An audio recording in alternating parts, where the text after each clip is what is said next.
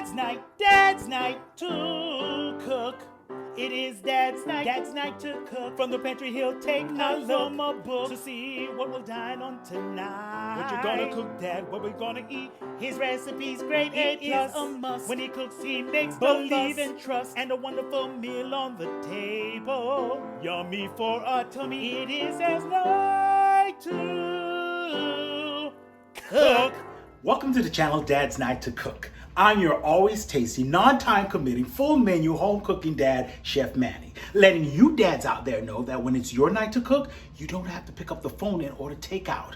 A home cooked meal is only your pantry and refrigerator away from your kids screaming, Dad's night to cook. Yes, sir. And if we haven't heard of it, let me tell you, dads, we're not cooking it. We are a home cooking, simple home cooking meal channel. Alrighty, so for tonight's menu, we're making Dad's bombastic barked chicken, and I'll explain that a little bit, with some sauteed asparagus, and for dessert, what's not in it? Oatmeal cookies. So let's get started on our chicken. Before we cook our chicken, bake our chicken, our barked chicken, I like to do a brine marinade wash of my chicken. So remember we went to the store the other day and we got those two whole fryers for $7. Okay. So I have one of those chickens in here now. So what we're gonna need is a half cup of salt. I know it sounds like saltiness, but this is a brine and it's gonna be like a marinade wash before the chicken. We're gonna need 2 of those pickled habanero peppers that I showed you how to do. So what we'll need from the pantry is some distilled vinegar, some lime or lemon juice. It doesn't really matter. I'm using limes today because they're less expensive. Lemons are expensive these days. I don't know why. And some limes. And that's what we'll need for our brine. So what we're gonna do is we are just going to take those 2 habanero pickled peppers. And don't forget to wash your hands before and after you're handling this chicken. But do not touch your face after you've touched these habanero peppers, because you are going to regret it and you're going to wish for death to come to you if you touch these things to your eye. So we're going to need 2 of those peppers. We are going to need the distilled vinegar, and we're going to need 3 cups. I know it sounds like, ooh, that's a lot of vinegar. What the hell is he doing? We're creating a brine, folks, so it's like a wash, a brine, and a marinade all at one time. Because where I come from in my country, the acidity helps to keep the chicken and clean it off. All right, so go ahead and put your salt. I know it sounds, again, a lot of salt. And we're going to put a half a cup of that lime juice. Don't you worry. Gonna cut up our limes. Like I said, it's a quick brine. It's no time committed. Now we're gonna keep our limes, so when we bake our chicken, we're gonna keep our limes we're gonna put our limes inside of our chicken cavity. And we'll show you that in a little bit. So we're gonna squeeze our limes into it and leave it out, because that's what you're gonna use to help wash your chicken. And literally, that's what we're doing. We're brining and washing. It's a technique, a Caribbean Haitian technique called trempe. I know, again, it's not something like we never heard before. Like just said, if we never heard, we were cooking. All it means is marinate. Trempe is a Creole word meaning to marinate. And in our particular marinade, it's like a brine. So with the lemons, all you do is you just brine this chicken. You give it a little cleanup. Give that chicken a little cleanup. You don't want your chicken all greasy. Alright, so with your hands, just clean your chicken up a little bit with this nice brine of vinegar, habanero pepper, limes. You wash your chicken up. I know this is a very strange technique, but I'm telling you, the flavors that are going to pop from this chicken after you let this brine sit in the refrigerator for a good half hour to an hour. If you do it overnight, it's even better, but I don't usually need to brine it for long. Half an hour usually does the trick.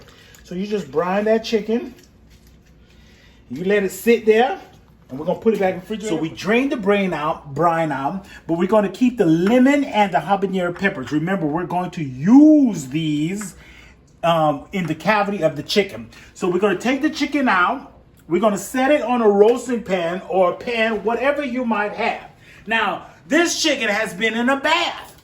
So what happens after you take a bath? You dry yourself off. So we're going to take some paper towels and we're going to dry our chicken off. All right? We're going to give it a nice drying. Turn her over. Yeah, I've named her. And we're going to cook this with the breast side down. Okay? Breast side down. We won't need any ties or anything like that you might think that we need. We don't need all of that stuff. Now, while we're drying off the chicken, let me tell you, I put my seasons together. You can see, check out below to find out what the seasons are that we need. So we have some butter, we have some olive oil, we have all our season, and I put it in a sealed container because I can just shake it up. And this is what we're going to slather on to our chicken after we dry it up. And we put those limes and those habanero peppers into our chicken. When we return, you will see that the season will be on. We set our oven at 375 and we're going to cook this bird for an hour and a half. So 90 minutes or until golden brown. Now, the reason I call it bark chicken is that when we put the season on, it gets it to be a crispy, because of the butter, it's going to be a very crispy chicken and it's going to look woody-ish because we're going to have the chicken go into a golden brown and it looks like it's bark on the chicken. I kind of borrowed this recipe from a very, very sweet woman that I call my second mom or third mom. Sometimes you in life, you build these other people relationships and you call them mom. But I went over to dinner one night and she had this chicken and she called it bark chicken. I was like, this bark chicken will make me stop barking. So I borrowed the recipe. Of course, I changed it a little bit, well, a lot, as far as what seasons I like on my chicken. But now our chicken is nice and dry, and we're going to apply the season on it, and we're going to put the lime and the habanero pepper into the cavity. And so we're adding our seasoning on. Now we've done the front part, breast up. This is breast down. We want this chicken to be turning its back, so it's laying down like this with its back spread out. So we have the breast down of the chicken, but we added all our seasoning. As you can see, it's a nice dark molassy looking color, and it's just going to help this thing to cook with this garlic and all this other flavor and season. Now we're going to put this in the oven at 375. We're going to cook it for 90 minutes. All right, now that we have our bird in the oven cooking at 375 for 90 minutes, we are going to work on our asparagus. Now, before we go on to that, I have sprayed my sink with bleach. I mean, I like to take the extra precaution of cleaning things. So after I'm done with chicken, I wash my hand. So we're going to go to the refrigerator and get our asparagus. This is a really easy recipe. All we're going to need is our asparagus. We got our olive oil and our salt. And what we're going to, and we've lined our pan with some parchment paper. So basically all we're going to do is we're going to keep this little rubber band thing that they have with asparagus. And we're going to cut it down, and cut it down just a little tips off of this asparagus. You don't need to cut much off of it. So we're just going to cut it down like so. It's going to go everywhere. These little pieces are going to just fly off of this thing here. Voila. Then you take your rubber bands off. Like so. You get your lined pan and you're going to fan out your asparagus just like this. Simple. You're going to get some EVOO, extra virgin olive oil, and you're going to spread some of that olive oil on your asparagus, the tips, the stalk, everywhere. And then we're going to massage some salt into this asparagus. Now, asparagus likes salt, okay? So we're going to do a few pinches on the tips and on the stems, and we're just going to go all over. Again, it likes salt. It's not going to be too salty, what you just saw give it. So you're going to give it a nice little massage. And at 375, you only need to cook this for 12 minutes, yo. 12 minutes, that's all. All right, now it's time to work on our rice. Now, parents, dads, moms, whoever's watching this cooking for the family, I had this little doohickey thing. It's called a rice cooker. And you put it in your microwave, 18 minutes, then you get some rice. However, you can use a pot.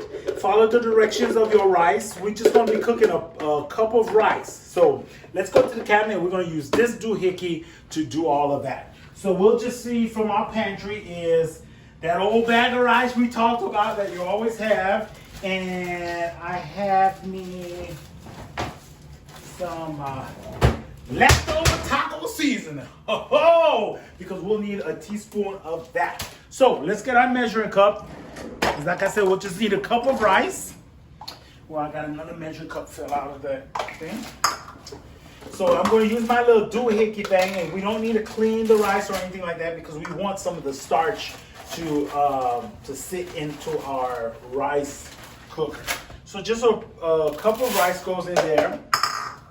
And with your taco seasoning, we just need a tablespoon of your taco seasoning, and that will flavor it up. Gives it some yummy, yummy for your tummy.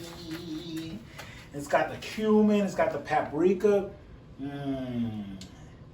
smells really good. And you give that a little swish around. A little swisheroo. And it's 1 to 3 parts. So 1 to 2 parts. I apologize. 1 to 2 parts. So I have 1 cup of rice. That means I'm going to have 2 cups of water. So we're going to add the 2 cups of water. And with my little doohickey, I put it in the microwave for 18 minutes and I have some rice. But on your stove, just follow the instructions on your rice packet. All right, let's get started on tonight's dessert. I know when you saw the title of this dessert, this cookie, you thought, what the heck is this? But if you say it slowly, like you hooked on phonics, you'll see it says, what's not in it? Oatmeal cookie, because we put everything but the kitchen sink up into this cookie. So we've got our ingredients, most of our ingredients out, but let's go over to our cabinet and get what we need from our pantry. So from pantry number 1, what we'll need is some craisins or dried cranberries, some raisins, and let's see, I think that's all we need from this pantry. Nothing in the, we're going to need one of the main ingredients. So what's not in the oatmeal cookie? We only need the oats for the oatmeal cookie. So we're going to go to pantry number 2. I'll need I have some leftover toffee bits. I got some chocolate chips that were on sale. They're like multicolored chocolate chips, but they were on sale. They were like 47 cents for the package. Okay. And we'll use some of these leftover white chocolate. I'm telling you, it's what's not in it in these oatmeal cookies. And some vanilla. And before we make a pass, we're going to grab in our refrigerator some milk for that. Some vanilla, chips, all kinds of stuff. This goodness is going to go into this. And then we're going to grab our bowl and a wooden spoon, because we are not using the electric mixer for this thing. It's a real thick batter, so you're going to have to use some manpower, some strength to mix this thing up. So you're going to have to use all your strength, like you brewing a witch's brew in a cauldron. Anyway, so this is going to be a special what's not in it oatmeal cookie, because I'm cooking these for someone who is gluten-free.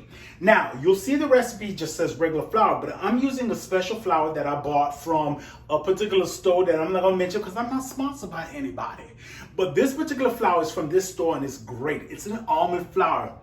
It smells so nutty, it's great. So you'll use the amount of flour that the ingredients call of almond flour if you have someone who is gluten-free. So this particular brand of almond flour, I've tried to experiment with it, and it's the best so far that I've had. Because I believe in baked goods being flour, butter, eggs, and sugar. If it ain't got that stuff, it's not a baked good. But this makes it a baked good. It's really good. It's once again, it's the ingredient amount that you need for these cookies, which I think is 1.5 cup of flour. And this is, 2 cups of almond flour. Anyway, so let's get started on our what's not in it oatmeal cookies. All right, so we're gonna start on our what's not in it oatmeal cookies. I've already cracked my eggs in there. You know, it doesn't really matter. You can crack them after you put the sugar or not. I do it before. So I've had this bag of margarine.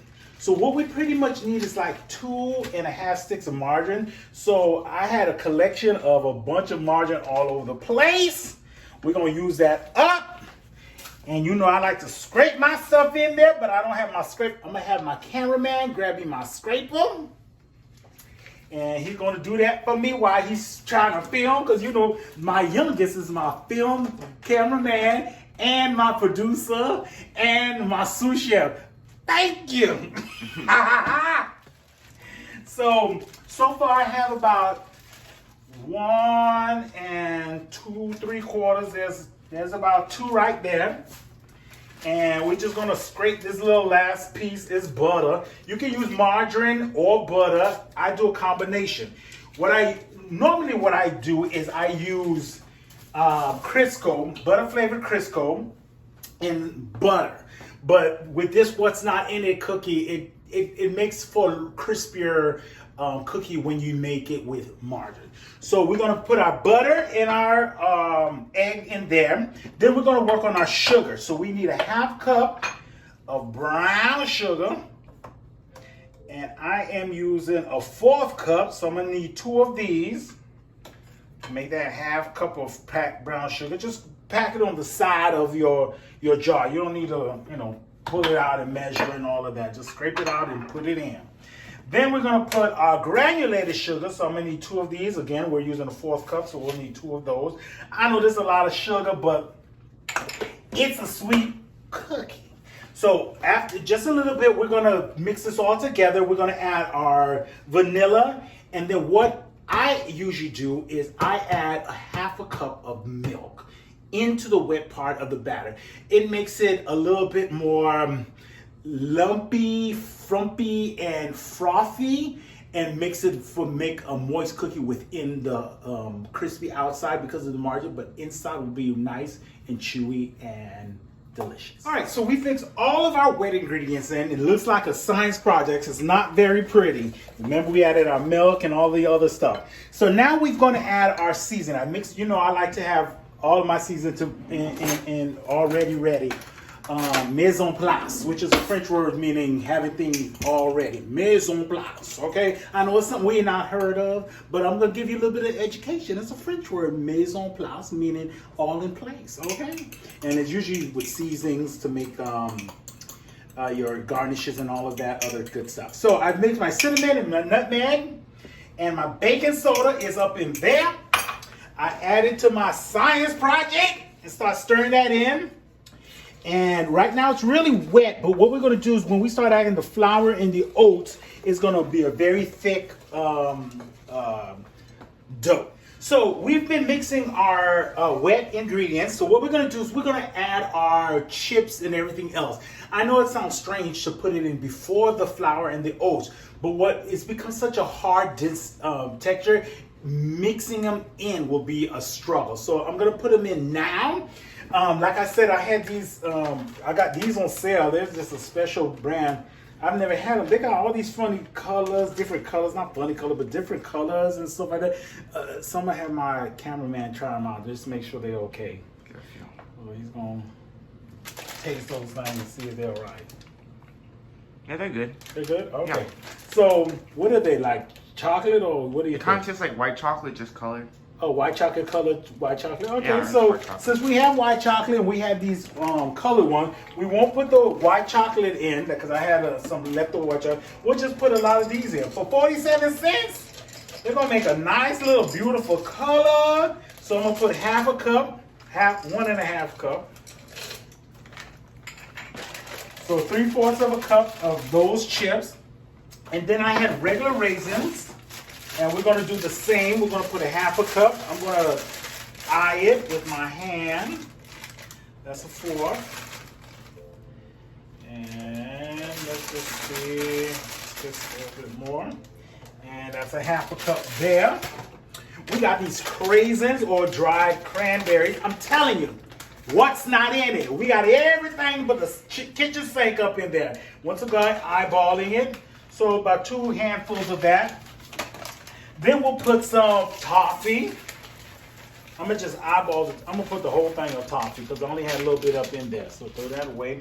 And then we'll just do regular chocolate milk chocolate chips. I'm gonna measure that up. I know baking, you're supposed to do correct measurements, but this is just the added things. And once again, everything else like the flour is in there. So I'm putting a whole cup. So I put 4 of these 4th cups of chocolate chips. And we're gonna give that a good mix. And again, it looks like a science project gone wrong. Do not judge the look over the taste and what's going to come after this is done. I know it looks nasty as heck, but I'm telling you, this what's not in it oatmeal cookie is great. When we get back, we'll have it all mixed up, get our pans and bake these things and get ready to go. So we've added our almond flour and our 3 cups of oats, and like I said, it's a really thick batter. It's really hard. You got to put some manpower into it, but you can do it. Use your strength to mix this thing up. And what we're gonna do is in between batches, I've got a lined pan. We're gonna set our oven 375. In between batches of oatmeal cookies, I need you to stick this into the freezer just so it can firm up a little bit. You can cook it at room temperature or you can just scoop it out as frozen. But in between your batches of cookie, stick your batter into the freezer. So we've had our what's not in it oatmeal cookies in our oven at 375, and we bake them for 13 minutes or until the cookies are golden on the sides. So what we did, we just lined a cookie sheet, and then you place your what's not in it oatmeal cookies on the cookie rack or whatever you have. You can just put them on the counter with a paper towel. I see the bottom of one. So nice and golden. Look at that. Pretty. Wow. Yum, yum, yum, yum. And then you put it on there, and my cameraman, I'm sure, is going to be tasting these things really soon. He doesn't let them cool down. So you can eat them about, I'd say let them cool down for a good 12 minutes before you go into them if you like to eat them warm. But even at room temperature, they're nice and tasty with a glass of milk. Or whatever beverage you enjoy your oatmeal cookies with. So these are our what's not in it oatmeal cookies.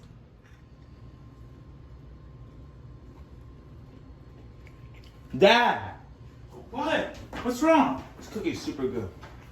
Good job.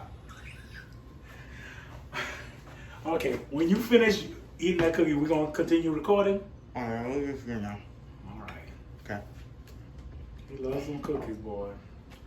Okay, so we're just gonna cut it. See how it's just falling off of this chicken because of the brine that we had. We gave it a bath before, and now it's all nice and juicy and tasty. So we're gonna see.